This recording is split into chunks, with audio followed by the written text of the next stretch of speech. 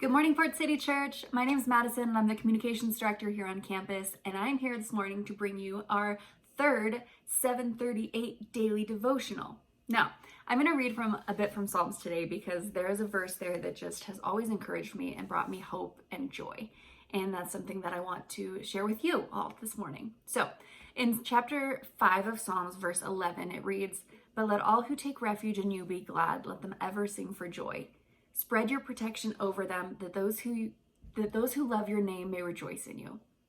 Now, in this psalm, David is writing against the evil and the enemies of the world, and he's sharing this confidence that God blesses his followers with.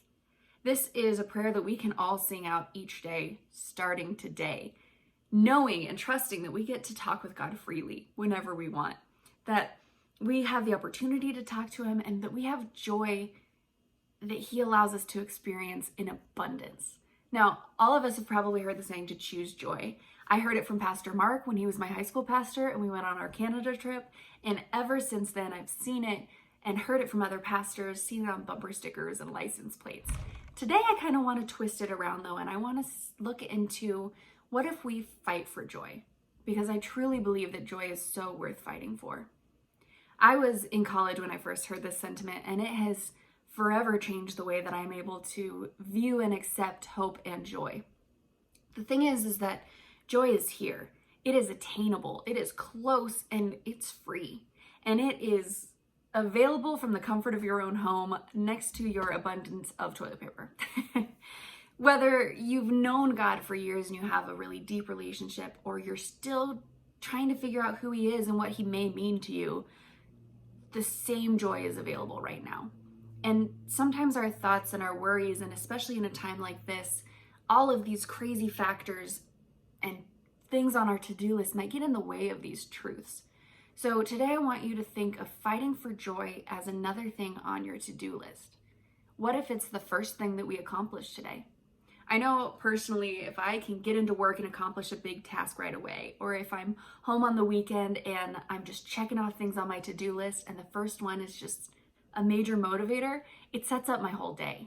It gives me encouragement and more motivation and more energy and more empowerment for dealing with whatever may come my way. So what if for us today, that's hope and joy that God gives us?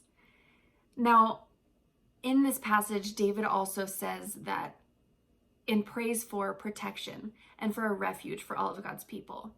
And it's not in a way of something that we could have, or maybe when it comes back in stock, we'll be able to get it, or if we can save up our money, we can attain it somehow. It's just here. And in a world that's constantly changing, and in our lives as we're constantly giving curveballs that we just have to manage, this is a really attractive idea that I've needed to rely on a lot in my life as those curveballs have been thrown and I have no idea how I'm supposed to do this.